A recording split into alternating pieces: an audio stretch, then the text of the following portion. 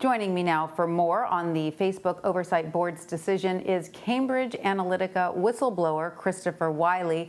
Hi, Christopher. Welcome. So you yourself were banned from Facebook in 2018 prior to sharing your account of the role the network played in the Cambridge Analytica scandal. Remind our viewers what exactly happened there. And then, as someone who has been blocked from using the social media platform yourself, give us your take on today's ruling. Yeah, so I think first of all, what I would say is my experience with being banned on Facebook is manifestly different from Donald Trump. After Facebook found out that I was working with federal investigators, the FTC, DOJ, SEC, on investigating wrongdoing on the part of Facebook, one of their first actions was to announce via press release that they were banning me off of the platform, in part to distract from the underlying problems that were being revealed to federal investigators on that platform. That resulted in over a $5 billion fine, which is a historic level fine. No tech company has ever been fined that amount of money.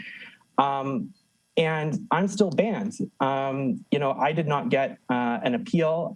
There was actually no wrongdoing on my part, and yet I'm still banned. And so I think what I find sort of interesting about the juxtaposition between banning a whistleblower and a witness in a federal investigation, in my part, and banning somebody who created a situation that led to violence and an insurrection at Congress really shows that this is ultimately a self-serving process. It's a kangaroo court that, in effect, Facebook uses to deflect responsibility over making decisions for itself. If it means that you are able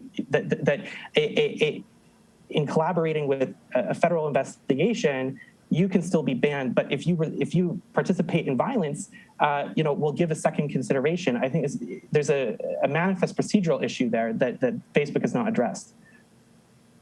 Right. So you're saying just the fact that they will sort of reconsider the former president's case, but you're not being given that consideration, shows in essence, as you describe it, it's sort of a kangaroo court.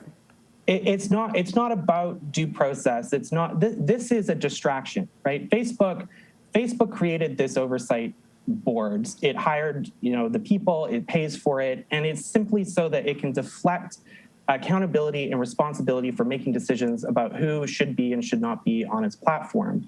And that's all it is. It's a distraction. What a bizarre situation. Imagine if you had another company, imagine if you had an oil company that said, we're going to create an oversight board to inform us whether or not we should clean up oil spills, right? We wouldn't, in any other sort of situation, this would be a ridiculous scenario.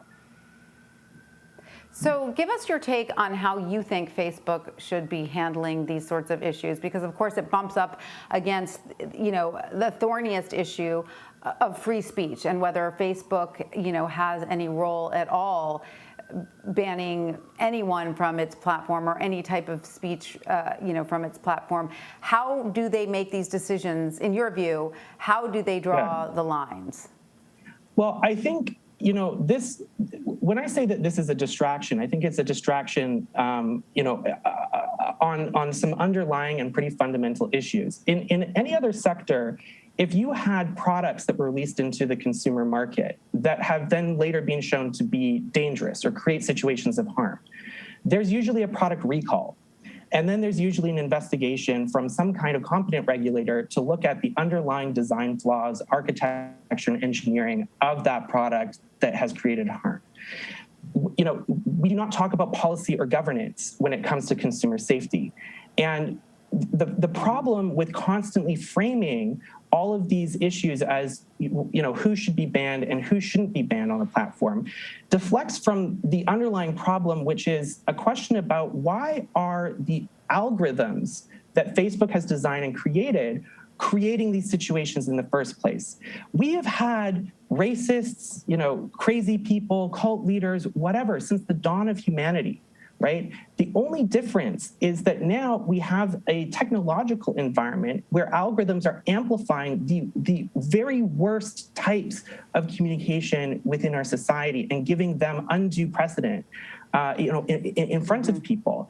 And so for me, when I look at this issue, I don't look at it so much as a who should be banned or not banned. This would not be a problem if Facebook fixed its algorithms.